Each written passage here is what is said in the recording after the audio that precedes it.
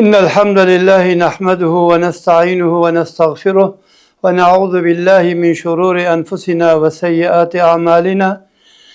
من يهده الله فلا مضل له ومن يضلل فلا هادي له. وأشهد أن لا إله إلا الله وحده لا شريك له.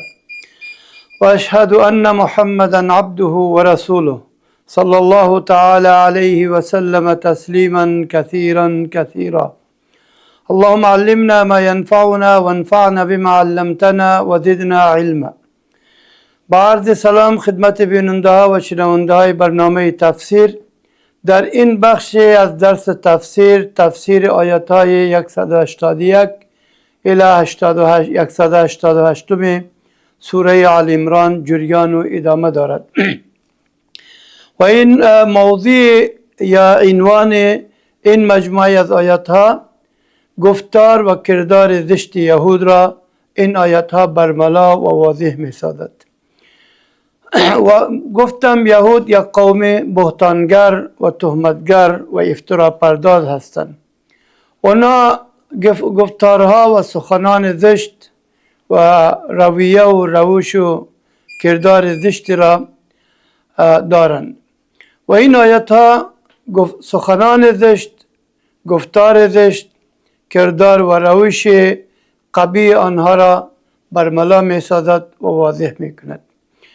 سبب نزول این آیات ها و خصوصا آیت اولی 181 یک واقعه پیش آمد که ابوبکر رضی الله عنه باری در مدرسه یهود رفت و در اونجا دید که یهودی ها نشستن در اطراف شخص به نام فینحاس و که یکی از علما و بزرگان یهود بود و همراه از او شخص دیگر از یهود به نام اشیا نیز موجود بود. ابوبکر رضی الله عنه برای خطاب برای فینحاس گفت اتق الله و اسلم، تو از الله بترس، اسلام را بپذیر، قبول کن. با خداوند قسم و تو که میدانی محمد صلی الله علیه وسلم رسول الله است و با حق که کتابهای شما یا کتابهایی که در نزد شما است چون تورات و انجیل این را تایید و تصدیق میکند و در تورات انجیل نوشته است که محمد رسول الله صلی الله علیه وسلم آخرین انبیا و آخرین پیامبران است و با حق از طرف خداوند فرستاده شده. نحاس گفت که ای ابوبکر، هیچ حاجت برای ما نیست به طرف خداوند، ما به خداوند نیازی نداریم، بلکه خداوند به ما نیازمند است و ما عاجزی به طرف از او نمی کنیم، قسمی که شما به طرف او عاجزی می کنیم. گفتن که این عنه الاغنیا، ما از او بی نیاز هستیم. اگر الله بی نیاز نمی بود، الله اگر مستغنی می بود، چرا از ما قرض طلب میکند؟ قسمی که میگه پیغمبر شما یا رفیق شما محمد رسول الله میگوید که من یقرض الله قرضا حسنا، و چرا از سودخوری منع میکند؟ ابوبکر رضی الله عنه خشمگین شد و در چهره فینحاس با سلی طاقتور رسید کرد و گفت قسم به او ذاتی که جان من در دست اوست، اگر معاهده که بین ما و بین شما است، اگر این معاهده نمی بود لضربت عنقک یا عدو الله، ما البته گردن تو را، سر تو را از تن جدا می کردم ای دشمن خدا. فینحاس به طرف رسول الله صلی الله علیه وسلم آمد و گفت که ای محمد، که خبرداری نمی بینی رفیق تو ابوبکر با ما چی حرکاتی را انجام داد؟ پیامبر علیه السلام برای ابوبکر گفت که چرا چنین حرکاتی را با فینحاس انجام دادی؟ گفت ابوبکر گفت ای رسول خدا، ای پیامبر اکرم صلی الله علیه وسلم، یہ دشمن خدا یک قول بسیار قبیح و زشتی را گفته و قولش انتهای قول قبیح است و او گمان دارد که ان الله فقیر و انهم عنه اغنیا، که الله ناتوان و فقیر است و آنها از او بی‌نیاز هستند. وقتی که چنین حرف زشت را به زبان آورد، من خشمگین شدم و او را با صله طاقتوری در چهره اش رساندم. ولی فنحاس از این انکار کرد، گفت که ما قلت ذلك، ما نگفتم. الله سبحانه و تعالی به خاطر تصدیق ابوبکر صدیق رضی الله عنه این آیت را نازل کرد: لقد سمع الله قول الذين قالوا، یقینا شنید الله سخنان او کسانی را که گفتند ان الله فقیر، یقینا الله فقیر است و نحن اغنیا و ما بی‌نیاز هستیم. این آیت ها و خصوصا آیت اولی درباره این واقعه نازل شد. و سوم است که مناسبت این آیت ها با آیت های گذشته، در مجموعه از آیت های گذشته در ضمن رویدادهای احد با کارشکنی ها، دسیسه های منافقین یا منافقان به خاطر جلوگیری مؤمنان راستین از جهاد اشاره فرمود که منافقان کوشش میکنند مؤمنان صادق و راستین را از راه جهاد منحرف بسازند. در این مجموعه از آیات ها گفتارهای گستاخانه و کردارهای زشت یهود، چون نسبت دادن فقر به الله، پیمان شکنی، به قتل رساندن پیغمبران، کتمان حق و سایر کارشکنی آنها را به خاطر برحذر داشتن مؤمنان، به خاطر بیم دادن مؤمنان، به خاطر حفاظت مؤمنان از شر آنها توضیح می‌دهد. لقد سمع الله قول الذين قالوا ان الله فقیر و نحن اغنیا، خداوند سخن کسانی را شنید که گفتند خدا فقیر است و ما بی‌نیازیم. منظور از آن یهودیانی چون فنحاس است که قرآن را به استهزا گرفتند. و با توجه به آیت 245 سوره بقره، در اونجا الله متعال فرمود: من ذا الذی یقرض الله قرضا حسنا، اونها این حرف را پیشرو گذاشته چنین سخنان گستاخانه و حرفهای زشت را به زبانهای کثیفشان آوردند و گفتند که اگر خدا ناتوان نباشد چرا از ما قرض حسن میخواهد؟ اگر خدا ناتوان نباشد یا نیازمند و محتاج نباشد چرا از سود خوری منع میکند؟ و گفتند که این الله فقیر. این جمله دلالت بر جسارت بزرگ یهود میکند که این قوم نهایت جسور و بدبختند که آنها با نهایت کوتاه‌بینی، بذل و بخشش برای مستضعفین، اینا که قرض داده میشود او را به فقر الله تلقی کردند و چنین گستاخانه را یا سخنان گستاخانه را در حق الله متعال روا داشتند. سنکتب ما قالوا، الله متعال گفت که آنچه را آنها گفتند خواهیم نوشت. مراد نوشتن توسط فرشته هاست. الله متعال با توسط فرشته ها می نویسد.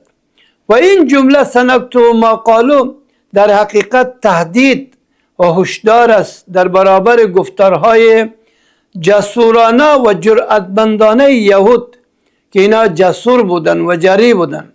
لذا به تعقیب آن جنایت بزرگ دیگری آنها را در برابر پیغمبران یادآور شده فرمود: و قتلهم الانبیاء بغیر حق، و همچنین به ناحق به قتل رساندن پیامبران را می نویسیم. یعنی سنکتب قتلهم الانبیاء بغیر حق، تقدیر عبارت همچنین که قتل آنها را، قتل کردن آنها پیغمبران را سنکتب را هم می نویسیم. و نقول ذوقوا عذاب الحریق، و خواهیم گفت یا می گوییم برای آنها بچشید عذاب آتش سوزان را که بدن را می سوزاند و به دلها سرایت می کند. آثارش تنها در ظاهر جسم باقی نمی ماند بلکه آثارش در قلب هم می افتد. الحریق آتش سوزان، مراد دوزخ است. یا آتش جهنم است. ذلك بما قدمت ایدیکم، این کیفر یا این سزا و این عذاب به سبب آنچه دستهایتان از پیش فرستاده است. یعنی کارنامه ها یا اعمال ناکاره و بیکاره یا اعمال گناه ها که شما پیش از این فرستاده اید و این کارهای شما را سزاوار، یعنی این عملکرد شما و این حرکت های ناسزای شما، اینها برای شما سزاوار عذاب گرداند و از پاداش محروم کرد، یا شما را سزاوار عذاب قرار داد و شما را از اجر و ثواب محروم کرد. و این الله لیس بظلام للعبید، و اینکه الله متعال بر بندگانش ستم کننده نیست، ستمگر نیست، و خاطر که ذات عادل است نه ذات ظالم. کمترین ستم روا نمی دارد بر بندگان خود. و این الله لیس بظلام للعبید الذين قالوا ان الله عهد الینا الا نؤمن لرسول حتى یأتینا بقربان تأکله النار. آنها کسانی اند که گفتند خداوند از ما پیمان گرفته است که به هیچ پیغمبر ایمان نیاوریم. اینا این حرف ها را به زبان آوردن، این حرف زشت را که خداوند برای ما عهد پیمان نموده که ما به هیچ پیغمبری ایمان نیاوریم، مگر هنگامی که برای ما قربانی بیاورد که آتش آن را بخورد، آن قربانی را آتش بخورد، یعنی آتشی از غیب بیاید و آن قربانی را به خاکستر مبدل سازد، بعد از او ما میپذیریم که یه پیغمبر برحق است. یعنی معنیش که اینها بهانه‌جو هستند، بهانه دروغ یهود برای سرکشی از اسلام. ان الله عهد الینا الا نؤمن لرسول حتی یأتینا بقربان. یهود با این ادعای خود هم به خدا دروغ بستند و هم معجزات پیغمبران را یا پیامبران را در همین چیز منحصر کردند که معجزات یا تمام معجزات پیغمبران همین است که آتش از آسمان بیاید، قربانی ما را به خاکستر مبدل سازد. قربان یعنی قربانی هر نوع نیکی و خوبی که با انجام آن انسان به خدا تقرب می جوید یا نزدیکیت می جوید، یعنی تقرب الی الله، ایرا قربانی گفته می شود. در اینجا قربانی عهد الینا گفت، یعنی گفتن که الذين قالوا ان الله عهد الینا، یعنی آنها کسانی اند که گفتن ان الله عهد الینا، به ما الله فرمان داده، به ما سفارش کرده که به هیچ پیغمبر ایمان نیاوریم. قد جاءكم رسل من قبل بالبينات وبالذي قلتم فلما قتلتموهم ان كنتم صادقين. در اینجا الله متعال فرمود بگو پیغمبران پیش از من دلایل روشنی و چیزی را که گفتید با خود آوردن. همین مطالبه ای را که از پیامبر محمد مصطفی خاتم النبیین میکنید، پیغمبران پیش از این چنین معجزات را به شما دادن، از آسمان آتش می آمد، قربانی شما را به خاکستر مبدل می ساخت، پس چرا آنها را به قتل رسانیدید؟ اگر راست میگویید شما، پس اونا را چرا حرفایشان را نپذیرفتید؟ چرا اونا را دعوتشان را قبول نکردید؟ از جمله و بالذی قلتم که در این آیت است فهمیده می شود یا روشن می شود، واضح می گردد که در شریعت های سابق سوزاندن قربانی وجود داشته است، ولی حکمت و علت آن معلوم نیست، چون که نص صریحی نه در کتاب الله و نه در حدیث رسول الله صلی الله علیه وسلم وجود ندارد که حکمت آن را بیان کرده باشد یا اسباب و علل آن را برملا کرده باشد.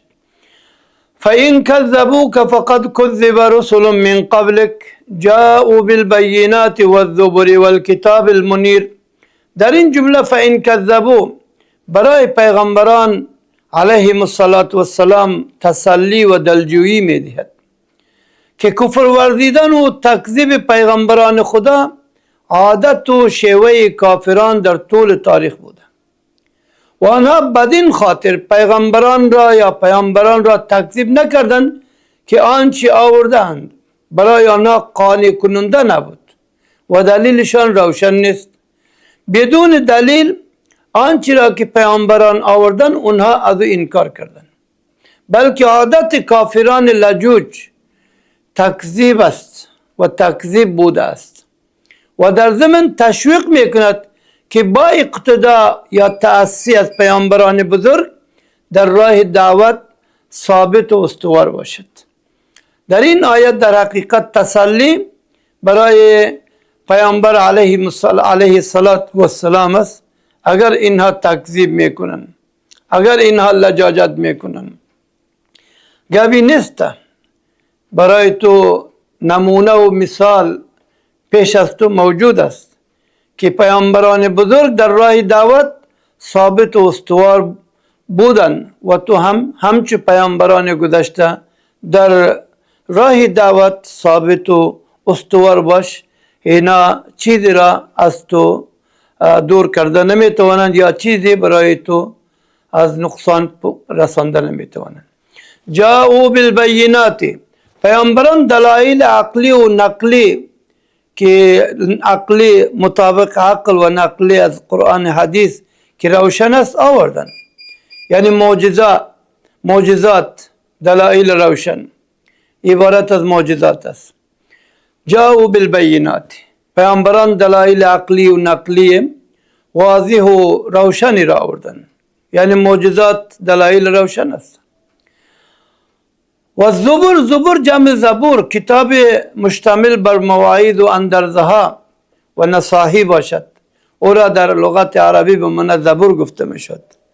و الکتاب المنیر در این آیت کتاب روشنگر که احکام شرعی را روشن می نماید، خبرهای صحیح و راست را برایشان بازگو می کند و واضح می سازد، شرح می دهد. و الکتاب المنیر کتاب شامل تورات، انجیل و صحف ابراهیم و غیره می گردد. و الکتاب المنیر که تورات به شکل تورات باشد یا به شکل انجیل باشد یا به شکل صحائف چون صحف ابراهیم علیه السلام باشد. اینا را در قرآن کریم الکتاب المنیر میگویند، کتاب روشنگر احکام شرعی را برملا و واضح می سازد و خبرهای صحیح و راستین و صادق را برای مردم ها بازگو می کند و بیان می نماید. کل نفس ذائقة الموت، هر شخص چشنده مرگ است، یعنی مرگ همگانی است و شامل همه موجودات زنده می شود. هر چیز که در بدنش روح دارد او مردنی است. ذائقه در اینجا مراد ذائقة الموت در اینجا هدفش فرارسیدن مرگ بر هر زنده جان است. کل نفس ذائقة الموت معنی هر نفس چشنده مرگ است، یعنی مرگ او فرا می رسد، مرگ هر زنده جان فرا می رسد.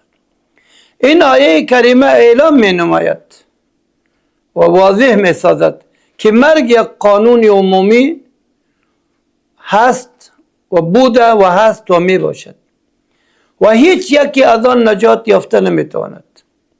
نه انبیا، نه اولیا، نه صلحا، نه فضلا، نه عالم، نه جاهل، نه متقی و پرهیزگار، نه بدماش یا اوباش، هیچ کس از اون نجات نمی یابد. کل نفس یک قاعده کلی است. هر نفس مرگ را می چشد، هر نفس، هر زنده جان مرگش فرا می رسد. و انما توفون اجورکم یوم القیامه، وقتی که مرگ فرا می رسد لیکن یک زندگی دیگری در مستقبل در پیشرو داریم و بعد از حساب کتاب انما توفون اجورکم یوم القیامه، و روز قیامت پاداش های شما، اجر و ثوابتان یا سزای پاداش عملتان به شما به طور کامل داده می شود. در او هیچ کمی و بیشی نیست یا در او کاهشی نیست و هر کس پاداش عمل خود را در آن روز به طور کامل دریافت می کند یا دریافت خواهد نمود. خیرا فخیر و شرا فشر. اگر یعنی در آن روز پاداش کامل خود را دریافت می کند یا پاداش عمل خود را به طور کامل دریافت می کند، معنیش این است که عملش خیر است یا شر و قبل از آن قسمتی از پاداش عمل را در دنیا یا در برزخ می بیند، اما پاداش به گونه کامل و مکمل خیر یا شر برایش در روز قیامت می رسد.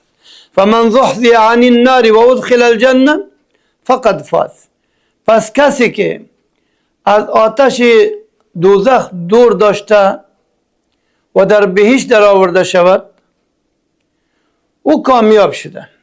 یعنی هر شخصی که از آتش دوزخ فاصله دارد و وارد بهشت می شود او کامیاب است و موفقیت بزرگی را به دست آورده و نمیدانم که موفقیت و کامیابی بزرگتر از وارد شدن در بهشت باشد یا موفقیت و کامیابی بزرگتر از دوری از آتش دوزخ باشد. کسی که از آتش دوزخ دور باشد وارد بهشت شود یقینا این هست کامیابی بزرگ، چون از عذاب دردناک رهایی یافته و به سعادت ابدی دست یافته است. چنانچه در حدیث صحیح به این مطلب اشاره فرموده پیامبر گرامی اسلام صلی الله علیه و سلم این را توضیح می دهد. ابو هریره رضی الله تعالی عنه گفت رسول اکرم صلی الله علیه و سلم فرمود جای تازیانه به معنی قمچین که ما شما میگیم، جای تازیانه یا قمچینی در بهشت از دنیا و آنچه در دنیا است بهتر می باشد.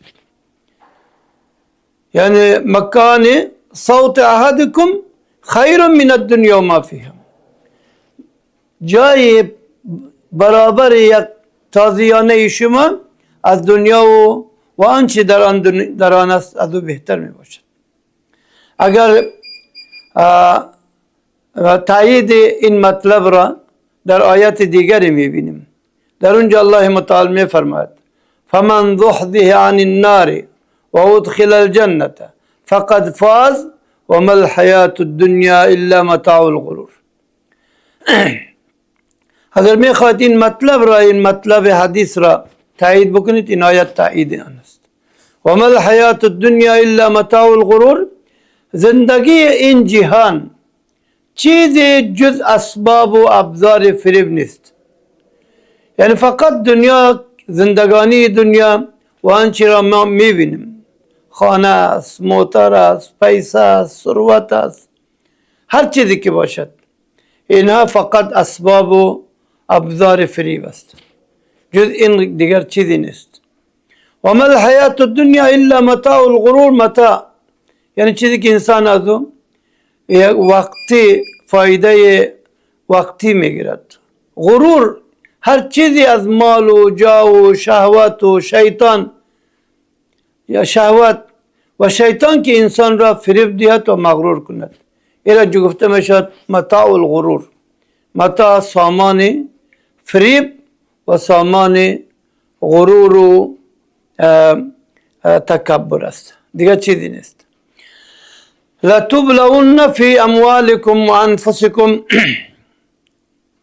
در اینجا مخاطب مسلمان است.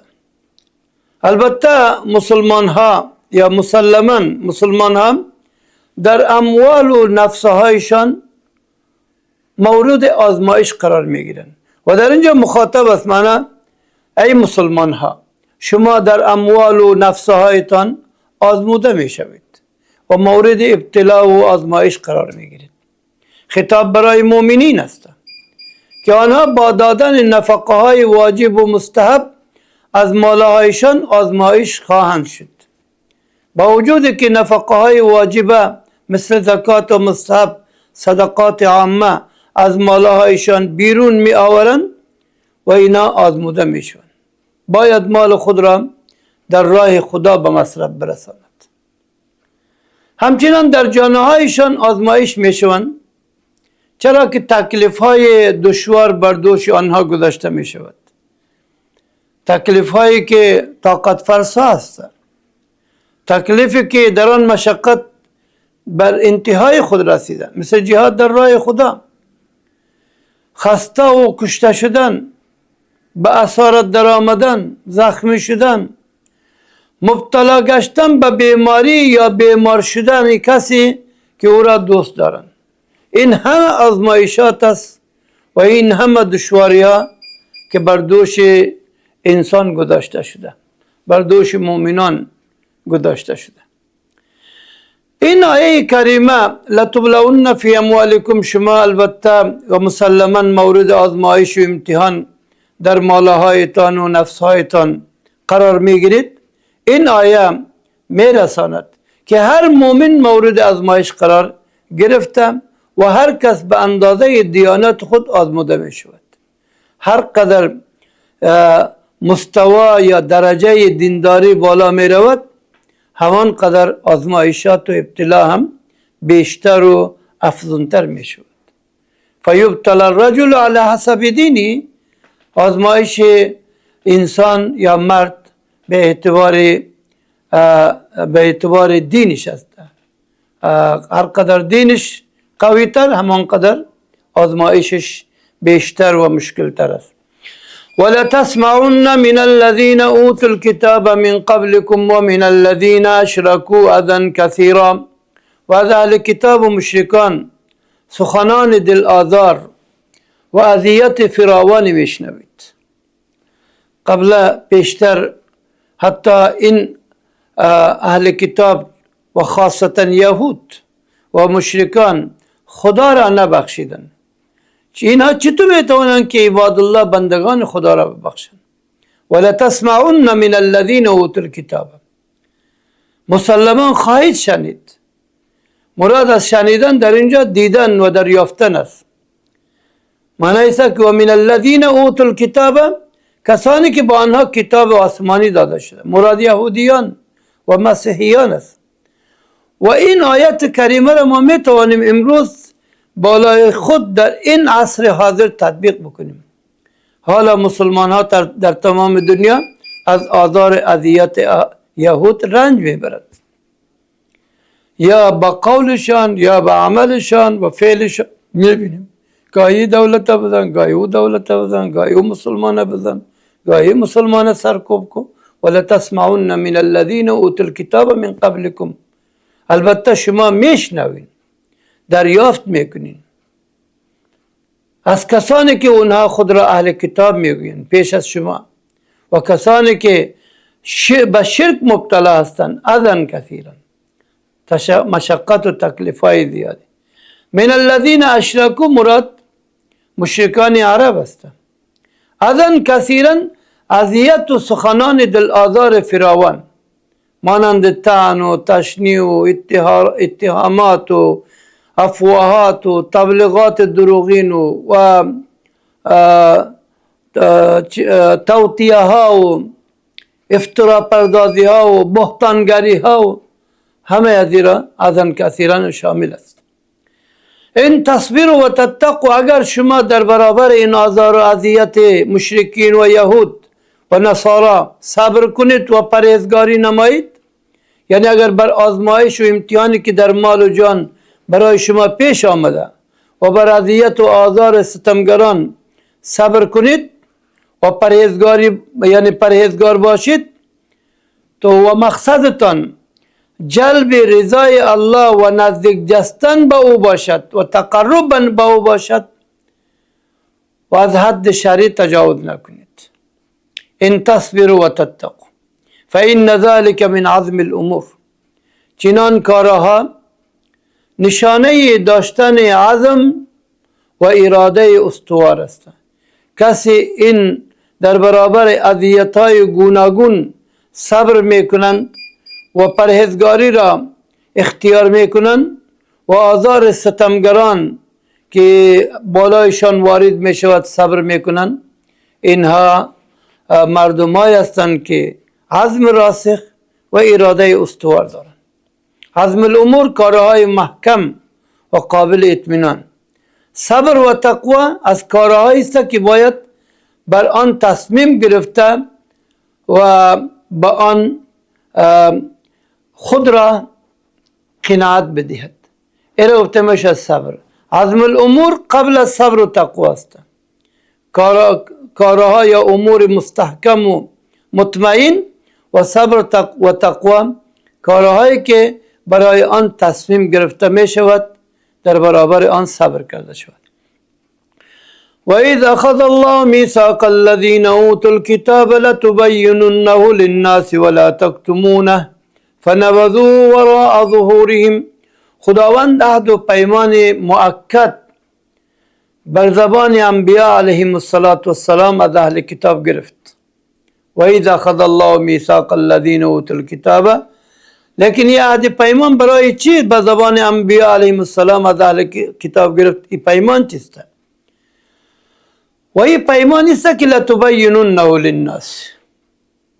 مسئولیت بزرگ علما و دانشمندان را مشخص می سازد که آنها موفقند در تبیین و روشن ساختن احکام الهی و اینها کامیاب هستند به خاطر تشریح معارف دینی، چون خداوند از همه آنها پیمان مؤکد در این زمینه گرفته است. لتبیننه للناس، حتما کتاب الهی را برای مردم بیان دارید و توضیح دهید و تفهیم کنید که مردم از کتاب پروردگارشان آگاه شوند.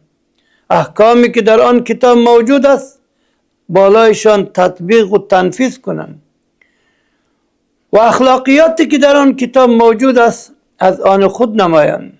اوصاف حسنه ای که در آن کتاب موجود است خود را با آن آراسته بسازند. لیکن الله متعال گفت که از اینا عهد پیمان گرفته. و اذا اخذ الله میثاق الذین اوتوا الکتاب، از اهل کتاب این عهد پیمان مستحکم را گرفت به زبان انبیا. اونها اقرار کردن لتبیننه للناس ولا تکتمونه، که به مردم این دین را نشر میکنید و کتمان نمیکنید، نمیپوشانید. لیکن فنبذوا وراء ظهورهم واشتروا به ثمنا قلیلا، پس آنها آن پیمان را پشت سر افکندند و نسبت به آن پیمان اهمال و سهلانگاری را اختیار کردند و تعالیم آن را به کار نبستند یا انجام ندادند و در عوض آن بهای اندکی دنیا را اختیار نمودن عبارت از ثمنا قلیلا است. نبذ به معنای انداختن چیزی از روی بی‌اعتنایی. فنبذوه معنی انداختن این احکامات الهی یا این کتاب الله را وراء ظهورهم پشت سرشان و اشتروا به ثمنا قلیلا، و در برابر و مقابل و در عوض آن بهای اندک دنیا را برگزیدند و اختیار نمودند. وراء ظهورهم پشت سر انداختن و اهمیت ندادن. یعنی ظهور جمع ظهر به معنی پشت سر میگه. فبیس ما یشترون، پس بسیار بد است آنچه که میخرند، چون مادیات ناچیز دنیا را در برابر هدف بزرگ که عبارت از توضیح و بیان حق است عوض کردند و از سعادت یا از کامیابی و موفقیت و فلاح فوز ابدی خود را محروم ساختند که عبارت از بهشت برین است. اونها خود را از آن محروم کردند. لا تحسبن الذين يفرحون بما اوتوا لا تحسبن الذين يفرحون بما أتوا ويحبون أن يحمدوا بما لم يفعلوا فلا تحسبنهم بمفازة من العذاب ولهم عذاب أليم. گمان مبر آنانی را که در برابر کارهای